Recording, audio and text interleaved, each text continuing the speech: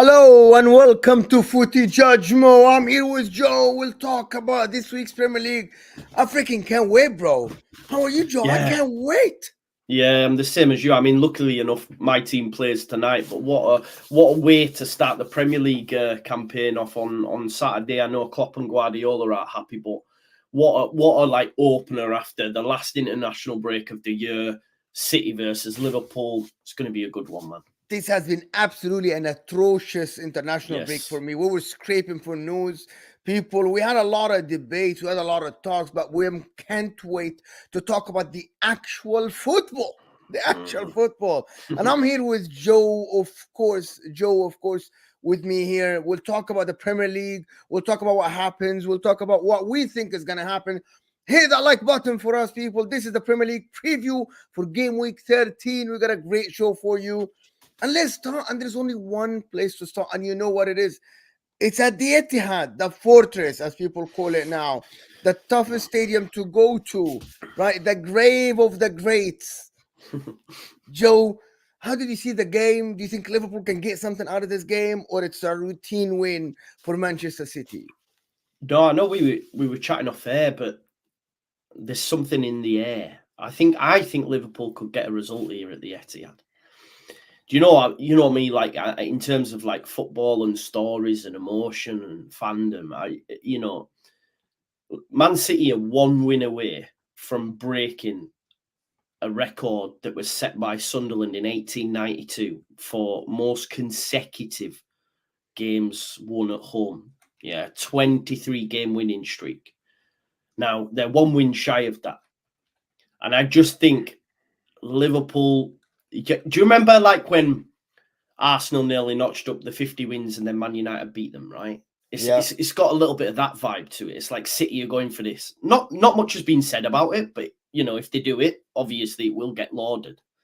But there's something in the air. The only thing that worries me with Liverpool is the South Americans on the international break. Do you know what I mean? The likes of Darwin Núñez, Luis Diaz, Alexis McAllister. All these players, sometimes he rests them. He can't afford to for this game. So it's going to be interesting to see. But what a game of football, mate. I'm really, I'm really looking forward to it. Mo Salah turns up against City. I think he's got a goal and an assist in the last 4 encounters or whatever. He's the player that scored the most goals against the Pep Guardiola side. So he loves this fixture. So he will get amongst it. So I think it'd be so written that Liverpool, the team they've challenged with over these times, and Klopp and Guardiola, I think most managers beating each other or whatever the stat is. But Liverpool have never won at the Etihad. Is that right? No. Liverpool in 2018 in the Champions League have won at the Etihad. Okay. Liverpool in the Premier League has not won. Jurgen Klopp has not won against Pep Guardiola at the Etihad in the Premier League because the last win at the Etihad was 2015. So I think that's a big deal. However, I see what you're saying. I think actually, and I'm going to tell you the truth though, and including myself here, and people in the chat, you guys know me. I try to be honest with a little bit of an agenda, of course. We are trying to find reasons why City won't win, but we're never trying here to sit here and say why City will win. Does that make sense to you? I think I've been on the terrace. I've been with LB. I've been with Hussam. I've been with a lot of people, and everything we're talking about, and as you said, how Liverpool can win, why Liverpool or why Liverpool will get a result. I think that's what everyone is talking about this, but nobody's actually talking about, well, how City will. And I want to ask you this question. Why are we saying that? And why are we trying to say that? Is that because City are very good? Is that because we're trying to have the league competitive? And how can City win? How easy is it for City to win this game at home? They demolished Real Madrid 4-0 last year. So why are we not talking about it? And how can City actually win?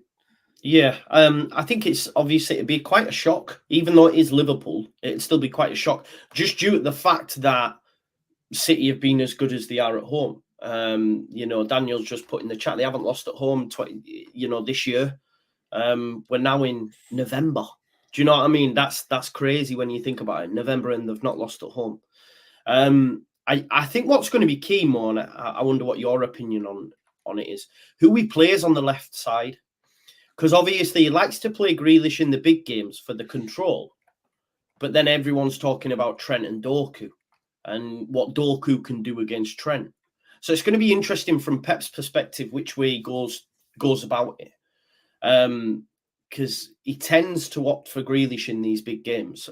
So I guess I fire it back to you. Who do you think he goes with on that left-hand side? Because I think a lot of the other places are sort of sorted. I guess the main topic at the minute is probably that left-hand side. Is that side? It's to be honest with you, I actually don't know. Jack Grealish this season have shown us that he is trying to do this other part of his game, which is what Doku is doing. But Jack Grealish is way more experienced. He doesn't lose the ball as often as Doku. No. He's not rash as Doku. Doku is a fantastic player. He's like electric player, as we used to call back in the days, an electric winger. But Jack Grealish has been calculated when he came on. For the couple of games he came on lately, he has been dribbling at players, he has been driving at players, he has been creating chances, but also without losing the ball as easy as sometimes Doku in the last game, for example, against Chelsea, he lost the ball too many times. I see both players playing. However, if he plays Jack Grealish, he is thinking about Liverpool. If he plays Doku, he's thinking about himself. Does that make sense? If he plays Doku, he's thinking about how can I attack Liverpool? How can I hurt Liverpool from that side? If he plays Jack Grealish, as LB actually said when he did a preview with him, he said he wants to have coverage on Salah. I'm like, he is thinking about how to stop Liverpool instead of thinking about themselves. So I think Pep Guardiola at home will think about himself. I think he might go for Doku. However, it depends so much about the midfield. If he plays Bernardo, Alvarez, Rodri, and Doku, Foden, and Haaland, I think that's too offensive. I think he will get hit on the transition. Rodri will be left isolated again, like Chelsea. However, it's against better players. So who do you think should play? And do you think what I'm saying is true? If he plays Grealish, he's thinking about Liverpool. Yeah, if he plays Doku, he's thinking about how can I win the game?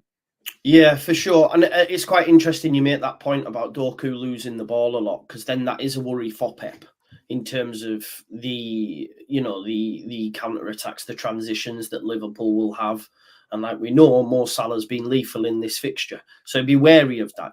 Pep Guardiola's not naive. Yes, he would back his players, but Mo Salah's goal record against his team and against Guardiola shows that, he's a player that knows how to cause problems.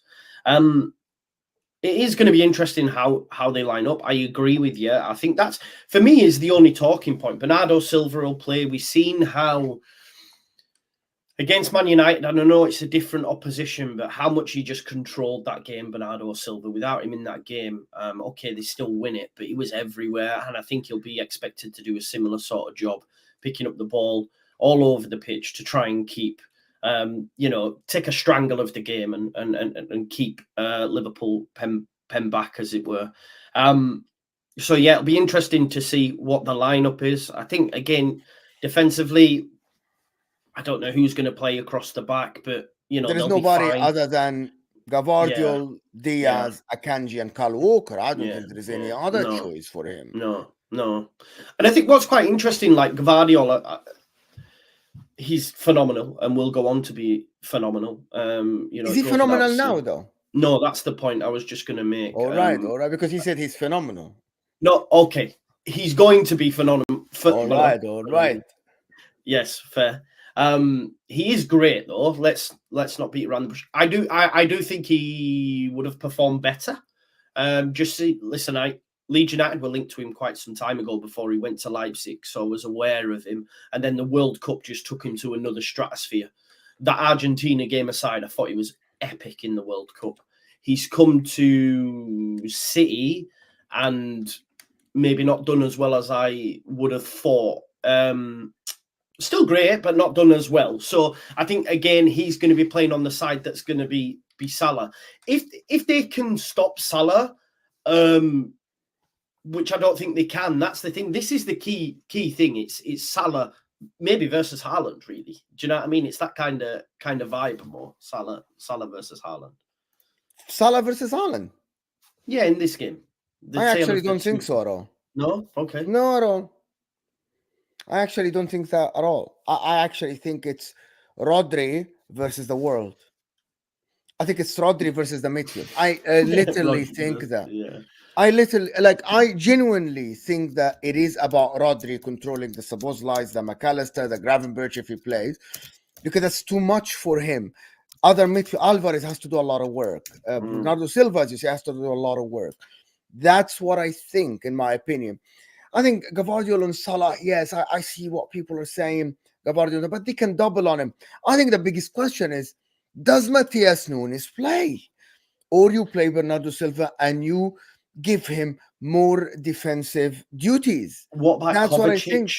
Would He's Kovacic injured, what play? I've been hearing. He's injured. All right. Okay. Okay. That's what I think. Guys, there's over 120 of you here. It's a slow burner, but can we get the likes to 100? Hit that like button for me because you like the video. We get more people watching. You like the video, we get more subscribers. We're trying to build the channel with you. I'm providing you with content. Joe is here with us, so don't embarrass me in front of Joe, please. Here, who's doing the show for me. So please hit that like button. Get me to 100 likes right off the bat. The like button doesn't cost you a penny. It's simple. It's underneath your live chat. Hit that like button underneath your live chat and then come back and chat with me, of course. So from City's point of view, and I want to ask you something that is different from everybody else that is we're talking about the game. How have you seen Foden this year?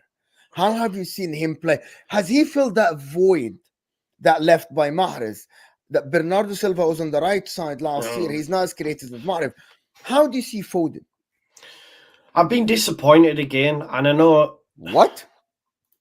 In terms of the point I'm saying, Mo, is I expected more. Like you say, has he replaced Mahrez? I think we were all looking for him to take the mantle from KDB. That's my thing. I still don't think Foden has fulfilled his full potential, if I'm being totally honest. I'm waiting to see like peak Foden. I would have expected more, if I'm being honest. Now, you know, Daniel, who watches City week in, week out, tell me he's been the second best player and stuff. I still expect more from Phil Foden. I do. When Kevin De Bruyne dropped out of the side, I mean, that was time ago now, but he didn't do out for a few weeks. Okay, he might have hit some form, but I don't think he's been amazing. I mean, you say what? Am I wrong? No, it's not me. That guys, I just heard it here. It's not Mo. I didn't say anything. It's him. It's him. It's not me. Because people say I have an agenda against him. I don't. I actually think Foden has been good. Okay. The problem with people that watch Manchester City, not the problem with you, but the people that watch Manchester City, they expect everybody to be magical. They expect everybody to be Kevin De Bruyne. And we have to understand that not everybody can be that player. Foden is a great player. He's young. I think he's 23 years old. I think he's been young for years, man. He has been, and he will always be young for years. And listen, last year he has been out in and out of the squad, right?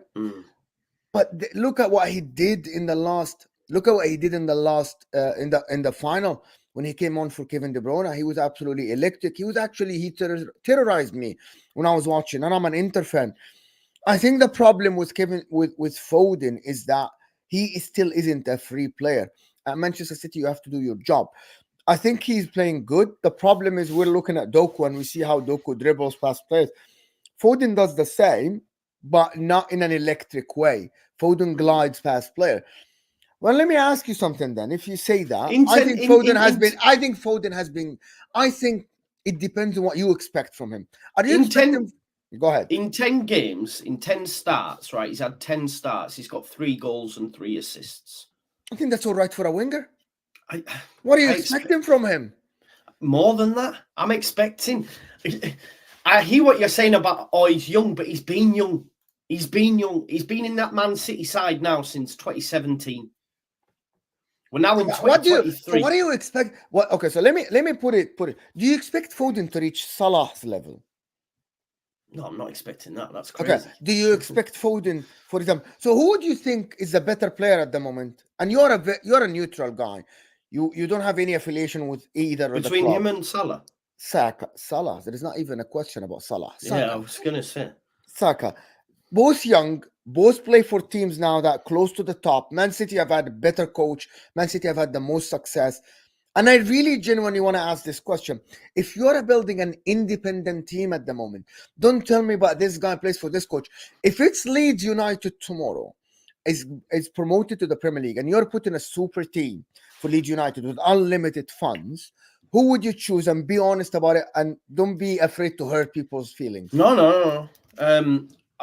If we're what we basing it on right now, or it is tomorrow. You are promoted. I'm allowed to pick one. You are promoted to the Premier League tomorrow. You're choosing a right winger tomorrow for Saka. Saka. You're choosing Saka. Yeah. Why is that? Yeah. I'm going to get more out of him in terms of goals for sure. I feel. I know Saka's not been great this season, but then again, I think he's the difference being here's the difference then, right? So Kevin De Bruyne carries City at times. I don't care what City fans are saying now. When he was come out of the side, I think we all said, right, it's time for Foden now, right? Yep. Saka, at his ripe old age, has carried Arsenal for the last 2 seasons. Okay, he's fallen off a little bit now, but I think a lot of that's due to his manager. I think his manager's beasted him, and he does need some time out. And maybe with they don't have someone to come in for Saka.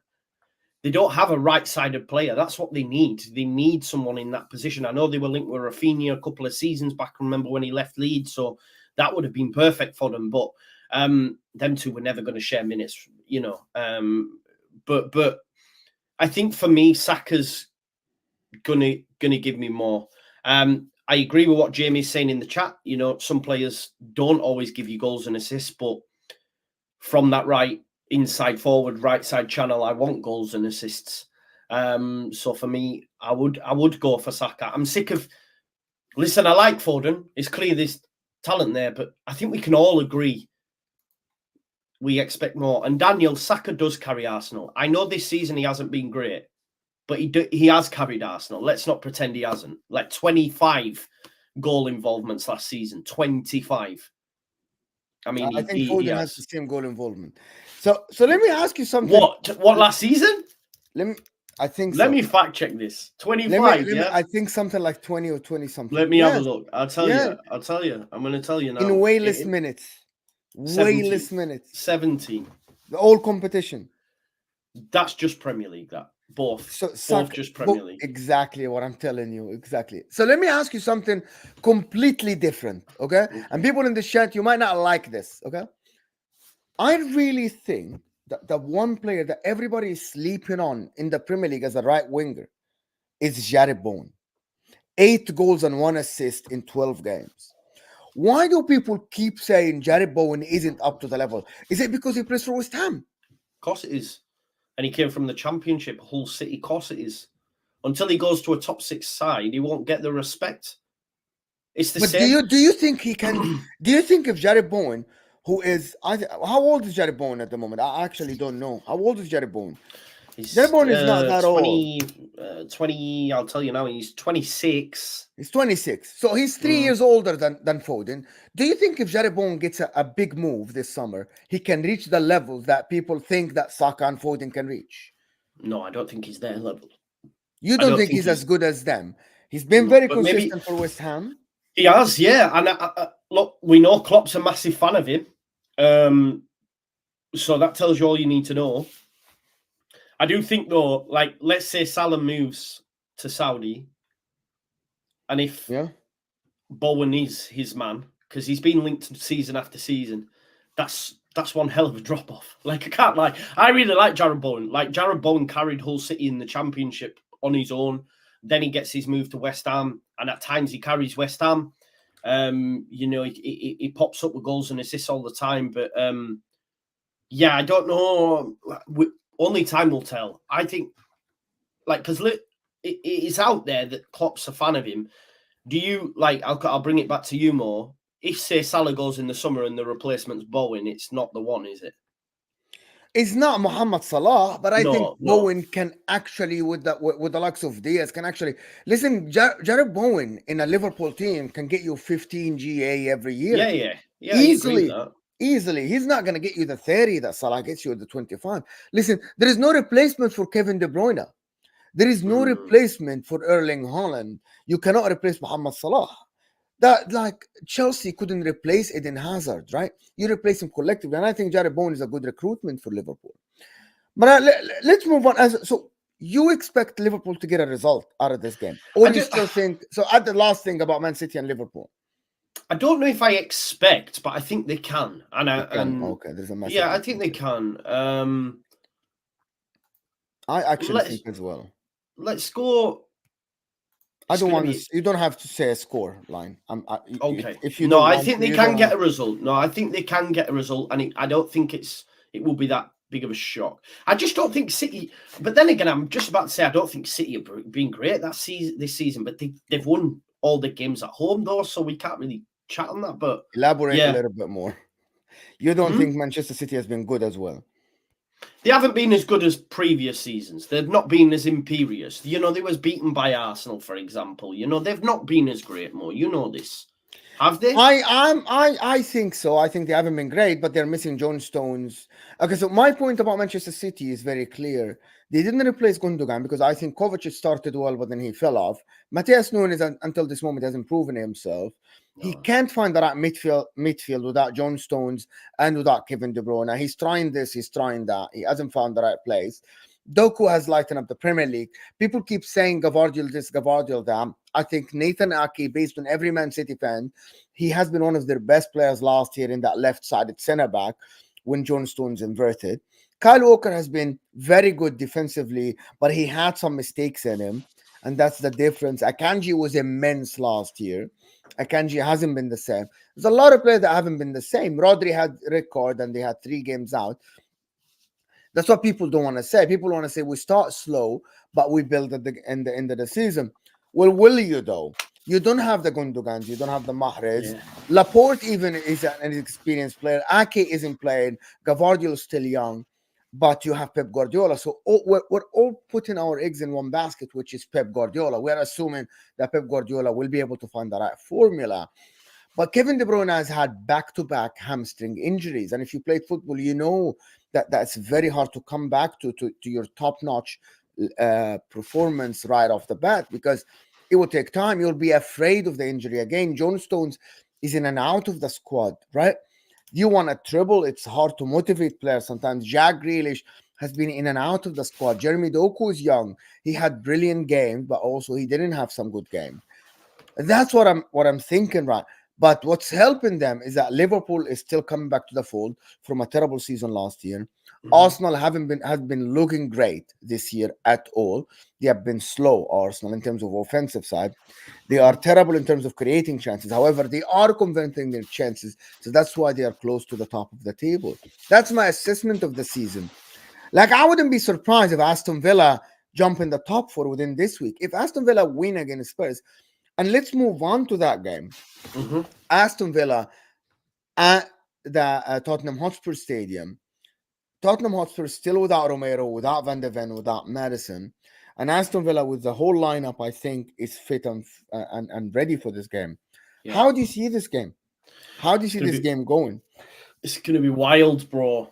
I feel that it's going to be end-to-end. I think it's going to be a bit of a basketball match. I think just with both teams playing a high line, I think they're going to get joy, the strikers.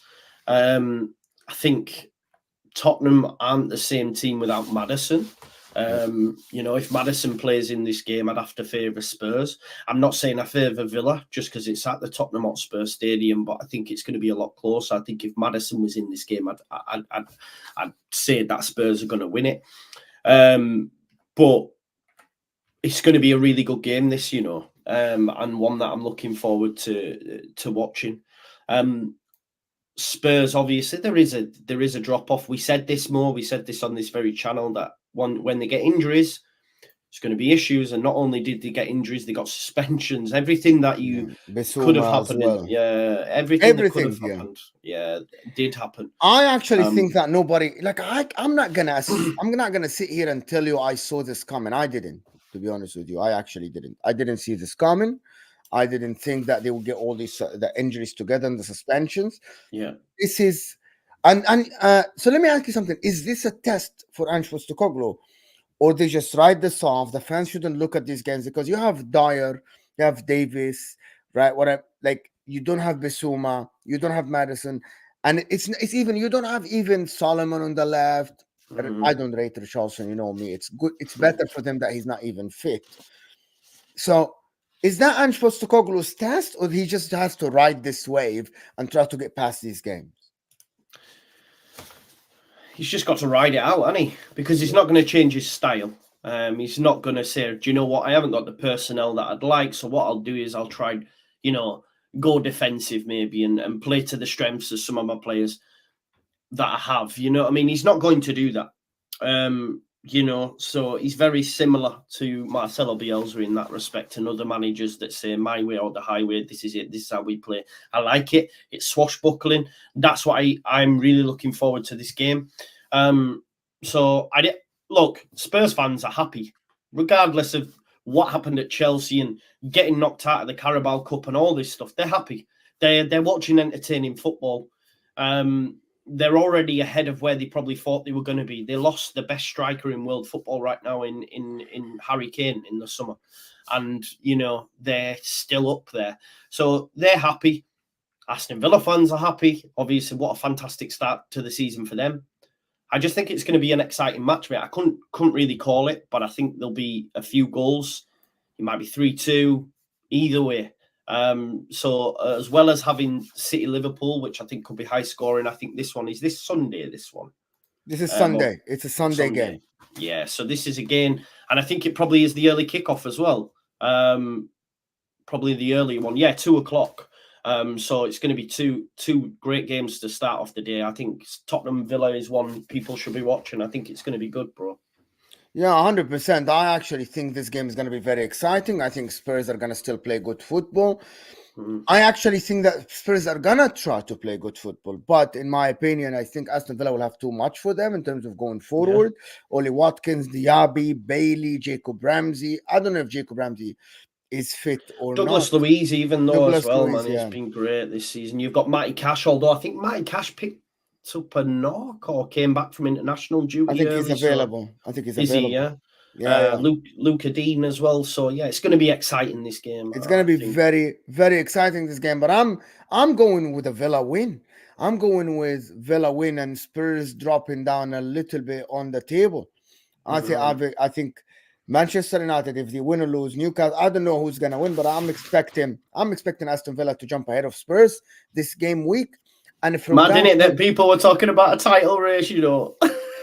I'm gonna say that I couldn't see all these suspensions and injuries. Like, if you tell me Madison only is the one that is gonna be not available, I'll tell you they can cope. But Romero, Van de Ven, Madison, Bissouma in one go, that's the spine. Van de Ven's huge because he was like arguably the signing of this. Like, I know Madison was already in the league, so he would be up there. But in terms of export into the Premier League, he's probably the number one, right? Was looking for me, number one for me was Madison, Mohamed Salah. But for player outside of that came into the Premier League, I think Mickey Van de Ven's probably. Now, Mickey Van de Ven has been one of the best centre backs in the league, without a doubt. Yeah, my opinion. So in this game, Aston Villa, Unai Emery, do you think genuinely they can get top four? Like, actually, they can get the Champions League spot? The team in form, in terms of home form, everybody that goes there, it's very tough to win against them. Yeah. Why are people saying no? Just because it's Aston Villa. Is that it? Yeah, I think so, bro. Yeah, but we do this all the time. We said the same about Newcastle last year. We said the same when Leicester won the title. We just think, they'll fall off eventually. But I was on Potts' channel the other day, and we said, who's the best manager outside of Pep and Klopp in the Prem? And it's Emery. And hold on, it's not Mikel Arteta. No, not even Dan Potts said Emery. Which is mad when you think they had Emery. Yeah. You know what I mean? I know it's mad. But I think he is, you know, his trophy cabinet says that, and the turnaround that he's overseen at Villa is insane. But I still think I'm not sure on top four. So who else? Who do you think? Who else? gets in the top 4, well, you've got the 3 at the minute is Liverpool, City, Arsenal. Then there's only one spot, bro. There's only one spot. Newcastle, Villa, Chelsea, maybe even Spurs if they spend in January. I don't know. I just think Villa will be up there. They will challenge because, like you say, their home form's unbelievable as well. So, and Villa Park, regardless of how well they're playing, is a tough place to go for any team. It's an old school stadium. Listen, if they win this game away at Spurs, I'll take them more even seriously for top 4. Definitely. Yeah, for sure. If they win this game against Spurs away from home, I think I'll take them seriously. And I will know that Spurs, they need to invest heavily in January. Otherwise, 100%. They won't make the top 4, in my opinion. Guys, hit that like button for us. Get us to 150 likes. Chelsea visit Newcastle. And I have been saying in all the streams I've been on when I've tried to preview this game, Chelsea might get a result here. Chelsea might go to St. James's Park and get a result. The reason why I'm saying that, Newcastle are in distress in terms of a squad. They have a lot of injuries. I think they're going to try to play attacking football. They have the Champions League game, the most important one for them, against PSG midweek. They're going to be thinking about that. Chelsea now play very good football against teams that try to press higher, that try to play football, that don't sit back. How do you see this game going? I mean, just to go through the injury list, bro, right? Elliot Anderson, Harvey Barnes, Sven Botman, Dan Burn, Lewis Hall, Jacob Murphy, Matt Target, Tonali, Wilson. I know Tonali's suspended. Manquillo even. So they're literally on their backside, like you said. They're done. Yeah. In terms of the bodies that they have, obviously they still have, I don't know if you can call him a match winner, but he's been great this season in Anthony Gordon. But I really think Chelsea are on a bit of a rise. I think Nkunku's been spotted in training, right? I think he's trained this week, so he could get some minutes off the bench potentially. Yeah. I think it's the perfect time to play Newcastle. And like you say, they've got the Champions League. And how do they view it within St. James's Park? Because they still could get third, right, as well. So if they get, I'm not sure, but like, I think they can still get out of the group. But if not, do they want third? Because that means Europa League. How do they want that to go? So there's all these things that be going around Eddie Howe's mind. Chelsea don't have that. They don't have none of this. They can pick their best 11. Whereas Eddie's got to go, well, I've got all these players out. I'm going to have to play in midweek. So how do I shuffle it about? And I just think the form that Chelsea are in, the fact they've had the international break as well.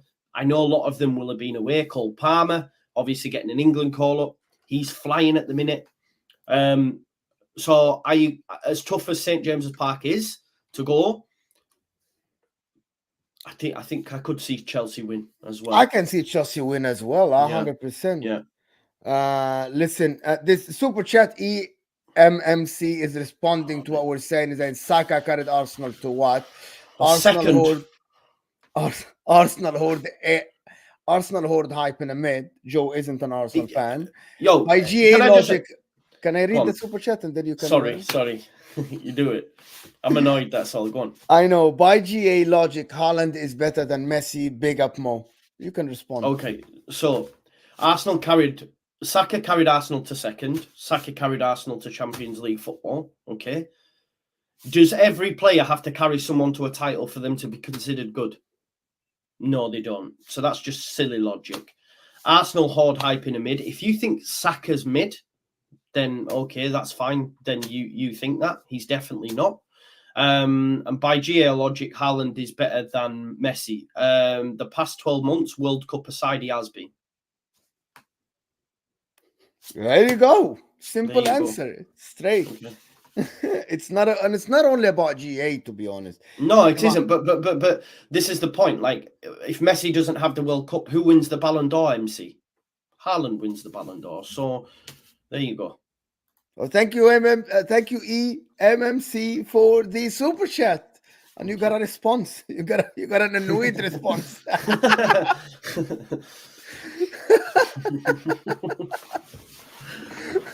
I think he's been put in the bin there, by the way. That's what I will say, but make it is what it is. All right. He'll disagree, but yeah. Listen. Oh, my God. So for Chelsea, the thing about it is, do you think they can make top 4? You know how far they are from the top 4, right? I mean, how far are? How many 10 points off points. the arm? 10 points. It's nothing, bro. Nothing. Nothing. Who's it? Who sits between them? Right. I think Man United are ahead. Tons of teams. Right. Villa, United, Newcastle, Brighton, West Ham. Right. So West Ham, they're no concern. Brighton can't keep clean sheets. Newcastle have injury worries. Man United are up there because they're the most informed team in the league for the last 5 games, based on who they've played. Let's not get carried away. Man United will fall again. So I think they could finish ahead of all them teams. So Go on. You think Chelsea are better than West Ham at the moment, or they will be? They will be. Okay. Mate, you think Chelsea are? I'm sorry. You think Chelsea are better than Aston Villa? Actually. Let me just go on the West Ham stuff though, right? West Ham have one win in 4. Chelsea have 2 wins, 2 draws. The rest, West Ham are losses. So they're in much better form than West Ham. Do I think they're better than Villa? No, I'm not right now. But Chelsea are. I think. Come on, Mo. I know you're asking me the question, but we're seeing Chelsea turn a corner. I actually think so, that they can make top 4.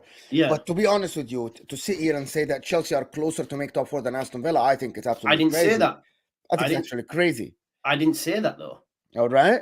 I said West Ham, Brighton, Newcastle, Man United, they will pass, and then the rest we'll have to wait and see what happens. You don't think that Newcastle, with the injury, if they get the injuries back, no. they are a better team than Chelsea at the moment? They might be a better team, but I just their injuries and all that stuff's the issue. How long are these players out for? What can they spend in January? We'll wait and see. I know you aren't, bro. I'm just. It's just for me, to be honest, it's tribalism. Tribalism, like when we say Saka, people just get annoyed, and when we say Foden, Arsenal fans get annoyed. Yeah, whenever Saka has a bad game, you go, "That's all I see on Twitter is that's your star boy." It's like, why you? What? Relax. Like, it is your star boy. It is your star boy. Here you go. Hamza, is it Hamza that comes through all the time? Did you see the Ballon d'Or thing? Yeah, he was like 13th in the Ballon d'Or. Bro, Brazil plays bad, and he puts a compilation of Gabriel playing bad, as everybody in Brazil is just Gabriel. It's like Gabriel and Martinelli are bad. Brazil are on their worst run since forever. Brazil, this is the worst team I've seen in Brazil since I watched Brazil in '94. Mad, isn't it? It's nuts, to be honest with you. Big shout out to Bielsa, by the way, who's won like 3 on the spin. Swear to God, I had this agenda against Darwin Núñez, and Bielsa's gonna ruin it because he's gonna get him he's gonna make him a better player, bro. Yeah, man. Even Pellistri, by the way, he's playing Pellistri, and Pellistri can't get in the Man United side, so figure that one out. My agenda is gonna be ruined when Darwin Núñez by Bielsa. Bielsa's gonna ruin my agenda. Honestly, Uruguay will have a great yes. Yeah. Brentford Arsenal though.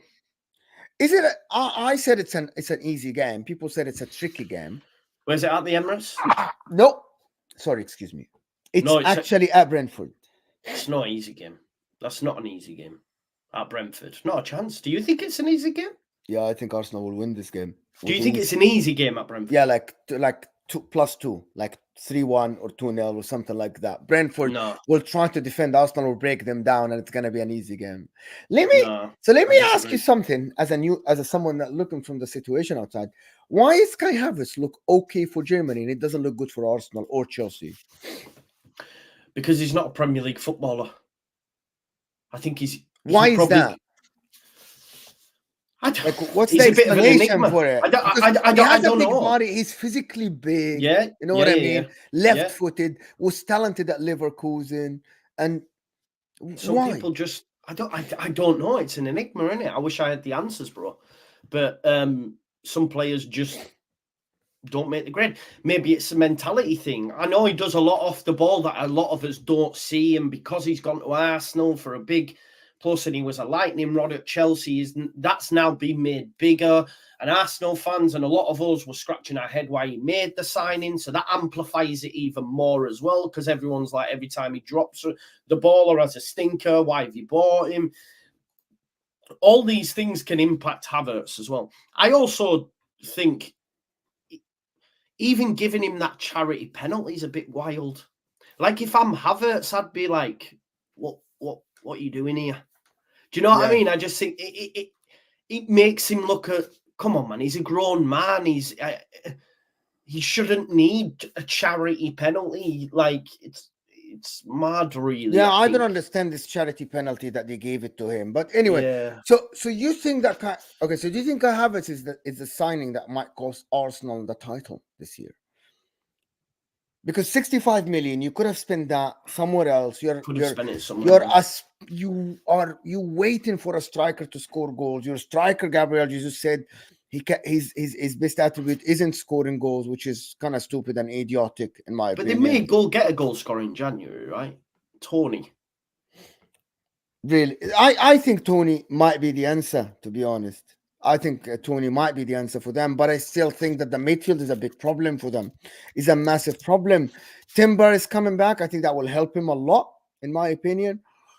Yeah, I don't know why Timber will come back and he's going to help them a lot in the defense and actually inverting in the midfield and doing all this work. I think they shouldn't help them. The mad thing is now, with the season Leverkusen are having, they shouldn't have got rid of Xhaka, should they? No, they shouldn't. I said that in the summer. I said would be the biggest mistake you will do is getting rid of this guy after and he's having a fantastic season. And there's Xavi Alonso. He's having a fantastic season. Yeah. In one of the things that I don't understand Arsenal is that why Odegaard's form has dropped. I said many times it's because he doesn't have a left 8 to help him. They're relying on him. But if Odegaard doesn't pick up the form, I think Arsenal have no chance of winning the league. No chance of winning the league. Odegaard last season had 21 or 22 GA in the Premier League. He was flying. People were talking like, oh, we're finally seeing like the player that we thought he was, I guess, you know, when he went to Madrid, all that stuff. There was comparisons with, oh, he's like our De Bruyne or all that sort of stuff. And you are right. He's been very, very quiet this season. Again, I think Saka has maybe last season, and I'm not saying Saka's been poor. People, my point is he's not at the level that we've seen over the last 2 seasons. Arteta's changed a bit, like not starting Gabriel at the start of the season. There's a lot of things that just don't seem right. Rice has been phenomenal, we know. The Havertz one. Yeah, Rice has been absolutely great, to be honest. Yeah, he has. And, you know, we've got Timber, though, he's a massive loss, right? But when Timber comes back, then what happens for you, Mo? Because you don't want Gabriel to come out, right? No, I think it's going to be Zinchenko playing an 8 or Zinchenko dropped. Maybe Zinchenko. I actually want Zinchenko to play in the middle. Yeah. I watched the Italy versus Ukraine game. He's good, man. And he's good. He's a good midfielder. He's not bad. Yeah. But and Pep play him there at times. Pep did play him there at times. But Arteta is so stubborn. He doesn't want to play him there. He doesn't want to play him there. It can work, and it should work at the moment. Just do that. But Timber isn't back until January, so we know that. Yeah. Listen, I've had many streams lately saying Arsenal don't have a chance of winning the league. People say that Liverpool have bigger chances of winning the league, and I'm tired of talking about this. I think we'll have to wait and see. If they win against Brentford away, listen, what Arsenal have coming up?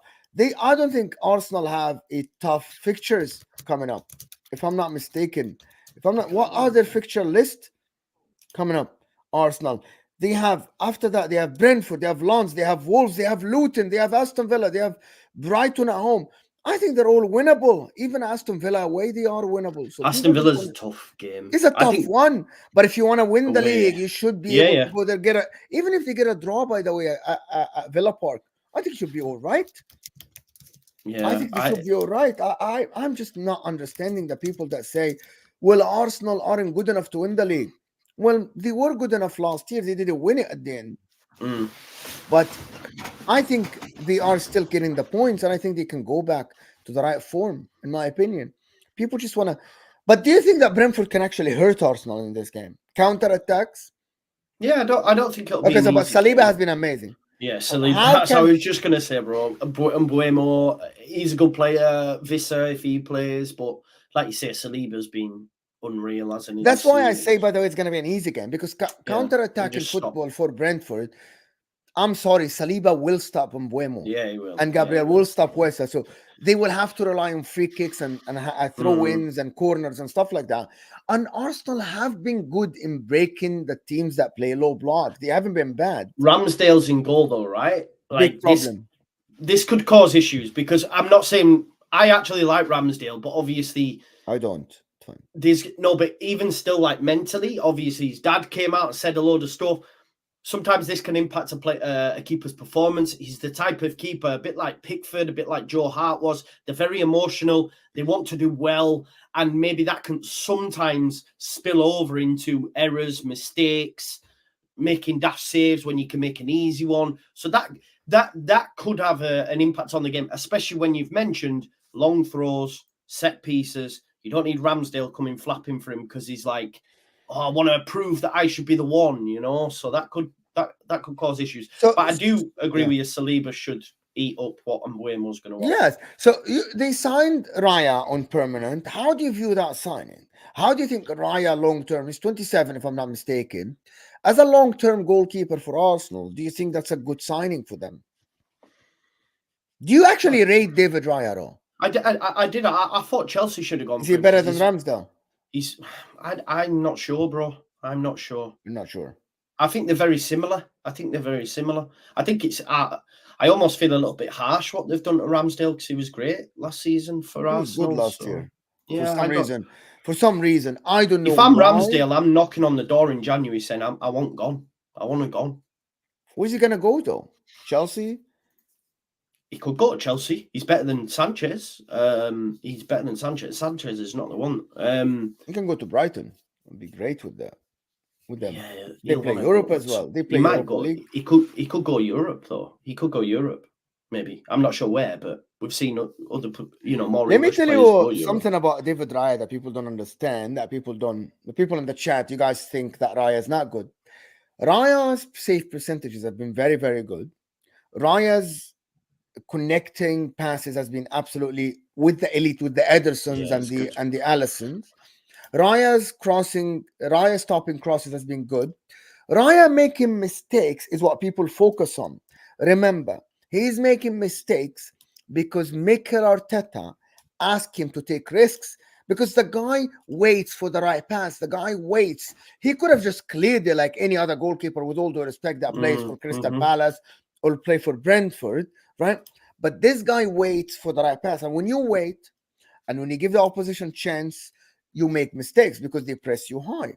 And Arteta is the one who's asking him. It's going to get better. Raya, the way I'm watching Raya, he is a good goalkeeper. His numbers don't lie. The way he stops crossing, yes, he makes mistakes. He has a problem in positioning and crossing against Chelsea and against Newcastle. He made 2 problems. But he will get better. Remember, he is nervous as well. People just forget that David Raya himself is nervous. David Raya came on loan to Arsenal. He didn't know that Arsenal will sign him permanently. He didn't know that maybe Ramsdale will come back and be the number 1. Raya himself, like when Ederson went to Man City, he was sure he's going to be the number 1. When Alisson went to Liverpool, he was sure he's going to be the number 1. So he's not under pressure. Raya at the moment is under pressure.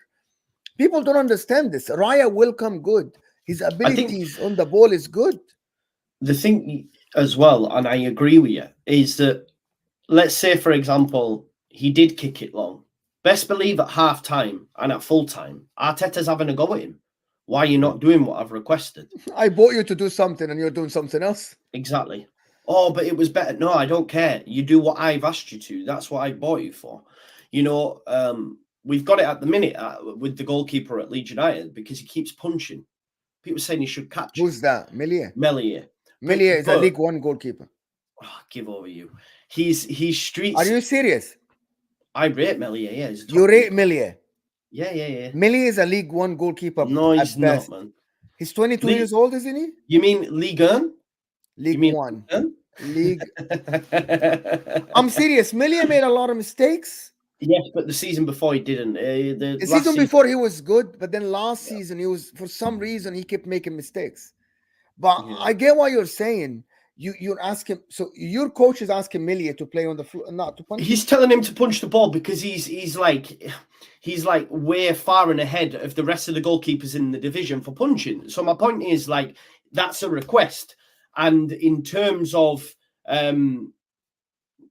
what has been asked of Raya, that's what the request is, right? Do you know what I mean? So yes, yeah. Someone is trying to correct me and say that David Raya isn't the same as, like, he isn't having a good season as Edison, Alisson, David Raya. So I'm just doing that now. And let me tell you the numbers a little bit about David Raya in terms of performances. Save percentages, he's 72, right? Edison is 65%. That's save percentages. That's what I mean. But you can have how many shots and stuff like that. And that's per 90, of course. And he's very similar, by the way, to Edison in terms of the number of saves. So the save percentages is that. So you can see it's kind of shots on target the same. In terms of passing, he's similar to Edison. The completion of the percentage of a passing is 42% for both of them. For the long pass, the average length is exactly the same as Everton, about 30 yards, 30 meters. So Edison and Alisson are the same. The crosses stopping is 16%. It's higher than everybody else. The problem with him is that he had 2 mistakes that led to goals. David Raya, 3 mistakes that led to goals. That's what people are saying. Raya hasn't been bad. Raya is going to be better. Remember, Alisson has 3 years on him, and Alisson has 3 years on him at Liverpool. Raya didn't play. Raya, what did he play before? He played for Brentford. Yeah. He didn't play like Alisson played for Roma. Edison played in Portugal. For Raya isn't bad. The one that I'm like, we're going to come to that game. I think Raya is going to be good. Ramsdale wasn't bad last year, but I think Raya is an upgrade on him. People, there's over 200 of you here. Can we get the likes up to 150? It helps the channel massively. The like button is underneath your live chat. Come on, people. Do that. Do it for me. Moving on to the last game of that we're going to actually talk about is Everton. I think this is very exciting Sunday. Yeah. Everton against Manchester United is very exciting. Yeah.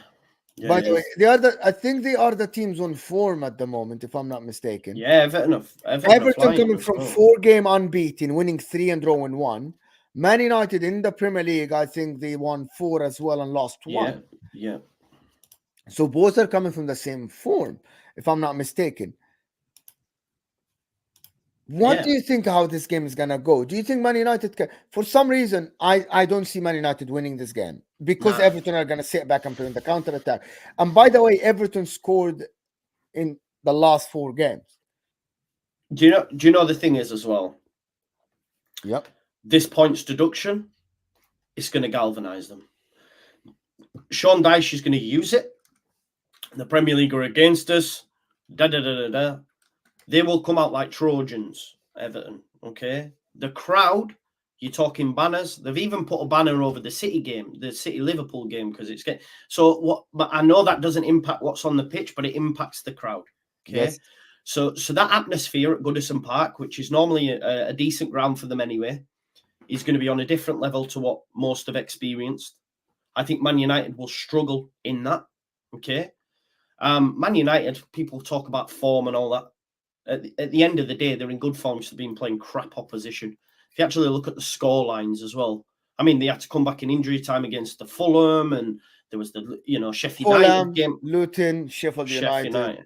Come on, man. If that's City, Liverpool, whatever, we're expecting 9 points. Okay, Liverpool drew. I get it, but you know what I mean. Everton are playing for me now like a team that's a mid-table team, right? They're not. Without this points deduction, I don't think any of us are sitting here going, oh, they're going to get dragged in. They're going to get dragged in the mix, which isn't the same we've been saying for the last 4 or 5 seasons. Yeah. They're different now.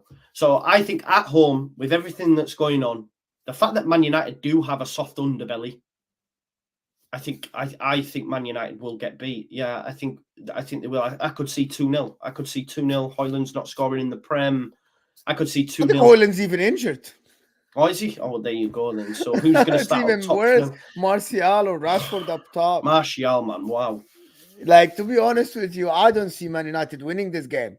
No. I'm not like, if Man United win this game, I don't know. Like, this team can get top. If they win this game, I think this might be the game that might get them starting to play defensive football, counter-attacking football. But I don't see Man United winning this game. No. I actually don't see a way that Man United can win this game, because if I'm looking tactically at this game, I think it suits Everton to the T. They're going to give Man United the ball and they're going to start to play on the counter-attack.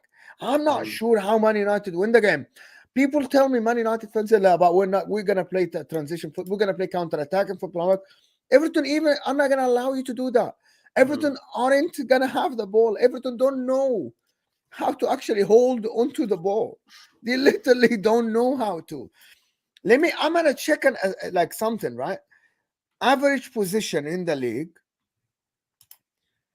Everton are the bottom three with 39%. That's their average ball position. Everton, 39%. And you want to tell me that Man United will give them the ball? Yeah. Oh my God. Everton, to be honest, actually, I don't like Sean Dyche, but they are playing okay. They have been playing good counter-attacking football. I don't want to take anything away from them. They have been scoring goals. I don't like Calvert-Lewin because I don't think he's a good player, but he has been scoring goals as well. Calvert-Lewin has not been bad. Jack Harrison's been good for them this season as well. People are saying me keeping the same energy after the game. Don't say something. I'm not. If Man United win this game, I'll be surprised. And I'm gonna come here. Let me just cut some of these Man United fans, especially Sam Sobboy, because he loves reminding me that I'm a Leeds fan and I'm in the Championship. You're talking like Everton or Real Madrid. No one's saying that. We just know how poor Man United are. Man United are poor. You're getting yourselves gassed up because you have won 4 games in 5. The one decent team you came up against was Man City, and they made it look like man versus boys, right? Okay. You should be beating Luton. You should be beating Sheffield United. You should be beating Fulham, who couldn't score in a brothel. Ultimately, you struggled in all them games at times. You are going to a team who are at home, who are in good form. Okay. They are in good form, and they have all these things hanging over. Right, here's a point for you, and I know the teams aren't comparable. Look at how City performed after they got their charges. Look at how City performed after they got their charges. It galvanised the fan base. It galvanised the team. It galvanised Pep. And it'll be doing all that. It'll be doing all that tomorrow. For me, I am 95% certain that Everton win this game. I don't see... You can't...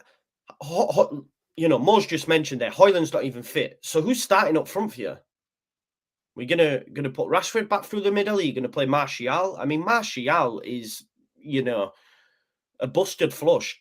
Get rid. Who's starting on the right? Anthony? What's he gonna do? Just spin round? He'll wilt under that Goodison Park crowd. Toxic Tasha's 95%. It's not disrespectful. What did you mean? It's my opinion.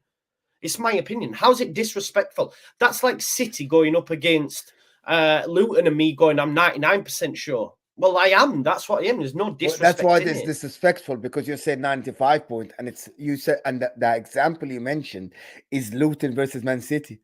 Do you see how disrespectful this is? It's not disrespectful. It is disrespectful to Man United. Man United are rubbish. Come on, man. They are. You see my point. You see what I'm saying? That Man United. Yeah, okay, but you see it now, right? You're looking from outside. You see how it is disrespectful. Yeah, okay, but come on. Yeah, I am a Leeds fan. So of course I dislike Man United as well. But let's not beat around the bush and pretend that Man United are a good side. Let's not do this. I mean, I'm just looking at this is the thing. The wins that you've had, yeah, the wins that you've had away from home, right, are Fulham. 1-0. Fulham can't score, right? Sheffield United. They're arguably one of the worst. Sheffield United. They remember Sheffield United was ahead the whole game. Exactly. McTominay scored in the last 2 minutes. Exactly. Before that, Burnley. Burnley are yet to win a game of football. Even against Fulham, they scored in the injury time 1-0. Bruno Fernandes. Exactly. Now, you came up against Arsenal, you lost. You came up against Spurs, you lost. Who else? I mean, well, there you go. There's your 5 games. So out of the 5 games, you've beat terrible teams. Everton are not a terrible team no more. Everton will be galvanised by what's going on. Trust me, they will. Come on, Mo. Everybody, all fans. Listen, I know I'm with you. If I put my money, I'll put my money on Everton winning the game. I would never put a penny on Man United winning the game. Yeah. I mean, come on. Yeah, like Martin says, you got beat by Copenhagen. Copenhagen. So let's not think that you're going to go to Goodison Park and win. All right. Let me do this super chat. Michael Ramsey is saying, Mo, you are right. Gravenberch is Liverpool best midfielder. Hey, someone agrees with me. But you are wrong about Nunes. Well, Nunes, Salah, Diaz is Liverpool best attack. I think Jota and Gakpo are better than Nunes. But Nunes has his times, Michael. Nunes has his time. And I think he will come good, especially with Bielsa. Because I believe Bielsa is one of the best coaches to coach the game. This is my belief, in my opinion. But listen, people, this has been an absolutely fantastic show. Stay on this stream. Stay on the stream. I will take you to LB's stream where I think he's still live, isn't he?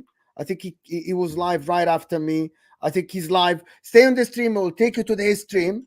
Thank you, everybody that watched this. Thank you, Joe. Joe's channel is in the description. Go give him a subscription today at 7 p.m. UK time. Watch along, fantastic watch along. And then all them Man United fans that have got frustrated at me in the chat, if we get beat, you can come and wind me up, can't you? You know what I mean? So go, people, watch it. Oh my God, he's so emotional when he watches these. It's absolutely phenomenal.